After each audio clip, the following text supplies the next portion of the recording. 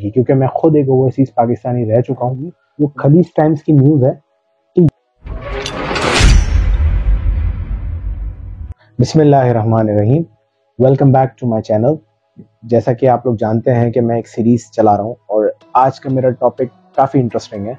उसकी वजह तो सिर्फ सिंपल सी है कि हम शाबान के आखिरी हशरे में मौजूद हैं और रमज़ान की आमद है और हमारी पिछले सारे टॉपिक्स जो थे वो महंगाई से रिलेटेड ही थे। तो मैंने सोचा क्यों ना आपको बताते चलें कि पाकिस्तान में एक आम आदमी रमज़ान किस तरह गुजारता है।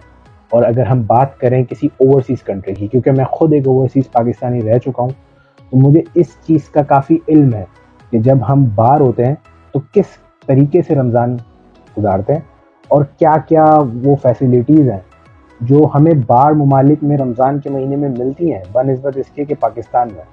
अब अगर हम बात करें पाकिस्तान की, तो पाकिस्तान में आप समझ लें कि एक हवा सी है कि जैसे ही रमज़ान करीम आता है वो आप समझ लें प्राइस टैग्स बदल जाते हैं। अब इसमें गवर्नमेंट का कोई रोल नहीं है। अगर हम बात करें कि ये गवर्नमेंट का रोल है, मैं भी आपको एक स्लाइड दिखाऊंगा, मेरी स्क्रीन पे आएगी। यूएई के अंदर 15 दिन पहले, यानी 15 दिन अभी रमज़ान में है और उन्होंने प्री ऑफर्स लगा दिए हैं। 75% तक सेल्स है, यानी आप समझ लें 75% तक ऑफ कर दिया है उन्होंने फूड्स एंड अदर आइटम्स पे। अब ये सारी वो चीज़ें हैं जो कोई गवर्नमेंट सपोर्ट नहीं कर रही, ये सारे उनके सुपरमार्केट्स हैं। क्योंकि रमज़ान जब भी आता है वो एक बरकतों का महीना तो है, साथ के साथ एक अलग से वो चीज़ें लाता है जो इंसान की स्पिरिचुअल्स हैं। अब अगर बात की जाए पाकिस्तान की, तो मैं पाकिस्तान की भी चीज़ें आप लोग के साथ शेयर करूँगा कि पाकिस्तान के अंदर गवर्नमेंट तो अपना काम कर रही है। जैसे मैं आपको दिखा देता हूँ, गवर्नमेंट ने सब्सिडी अनाउंस की है, ये अभी चल भी रही होगी आपके सामने। उन सब्सिडी पे 19 नेसेसरी आइटम्स हैं जिस पे गवर्नमेंट ने सब्सिडी दी है और वो कम कीमत पे मिलेगी। और पॉइंट ये है कि क्या बीइंग अ पाकिस्तानी हमें खुद ये एहसास नहीं है कि हम रमज़ान में अगर हम प्रॉफिट रेशियो अपना कम कर दें, जैसे आपने सुना ही होगा कि रमज़ान में तकरीबन पाकिस्तान सरे फहरिस्त होता है उम्रे की लिस्ट में। तो क्या ये हमारा फ़र्ज़ नहीं बनता कि खाली मतलब हम रमज़ान के फ़लसफ़े को तो समझें कि रमज़ान हमें क्या सिखाता है। और यही बात है कि हम बाहर ममालिक में, अभी मैंने एक पोस्ट देखी है कि इटली की पोस्ट थी कि इटली के अंदर रमज़ान ऑफर्स पे प्राइस डाउन थी। अब वो तो मेरे ख्याल से इटली एक गैर मुस्लिम कंट्री है, तो जब वो लोग सोच सकते हैं तो हम क्यों नहीं सोच सकते। अगर आप कंपैरिजन करें तो पाकिस्तान के अंदर वीकली जो इन्फ्लेशन है वो 42% ऑलरेडी हो चुकी है।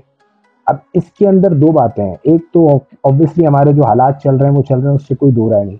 लेकिन अगर हम बात करें कि बीइंग का मुस्लिम, बीइंग का पाकिस्तानी, अगर हम अपने मार्जिन्स को कम कर दें, क्योंकि हम उम्रों पे तो जाते ही हैं ना, तो अगर हम अपने मार्जिन्स को कम कर दें और वो सारा पैसा अगर हम इस पे मतलब अपनी ही आवाम को रिलीफ दे दें, तो मेरे ख्याल से ज़्यादा इसका कोई हमें भी बेनिफिट होगा और हमें इसका अजर भी ज़्यादा मिलेगा। क्योंकि जितने कंट्रीज़ हैं, मैं खुद मेरे ख्याल से मेरे तकरीबन 2 रमज़ान मेरे यूएई में, एक कतर में और एक आखिरी हशरा सऊदी में गुजरा है। तो मैंने खुद फील किया, इवन मैं खुद शॉपिंग्स करता था रमज़ान के महीने में और ईद से पहले, क्योंकि वहाँ पे हर चीज़ buy one get one free हो जाती है। अब इसमें गवर्नमेंट का रोल नहीं है, मतलब ये कोई गवर्नमेंट की पॉलिसी नहीं है, ना ही अब्रॉड और ना ही पाकिस्तान, कि आप महंगी कर दें या सस्ती कर दें। गवर्नमेंट तो उल्टा चेक लगाती है कि जो गवर्नमेंट्स के रेट है, जो उसकी टर्म्स एंड कंडीशंस है, उसको फॉलो करो। अब बस मैं आप समझ लें समराइज़ करने के लिए आया था और मैंने अपनी पूरी वीडियो आपके सामने रख दी है। और अगर आप लोग को मज़ीद कोई सजेशन हो ज़रूर दिएगा। लेकिन मेरे हिसाब से अगर हम अपने आप को देखें ना कि हम क्या कर सकते हैं, हम किस तरीके से एक दूसरे को सपोर्ट कर सकते हैं, क्योंकि इस टाइम पे हम क्राइसिस में हैं, हमें कोई दूसरा बंदा आके नहीं निकाल सकता। हमें कुछ नहीं करना, हमने खाली अपने ही भाइयों से सीखना है कि दूसरे ममालिक में क्या होता है। अगर हम उनको ही फॉलो कर लें तो हम बहुत सी चीज़ें, बहुत सी मुसीबतों से बच जाएंगे। तो दुआओं में याद रखिएगा। इंशाल्लाह मिलते हैं फिर आपसे अगली वीडियो में।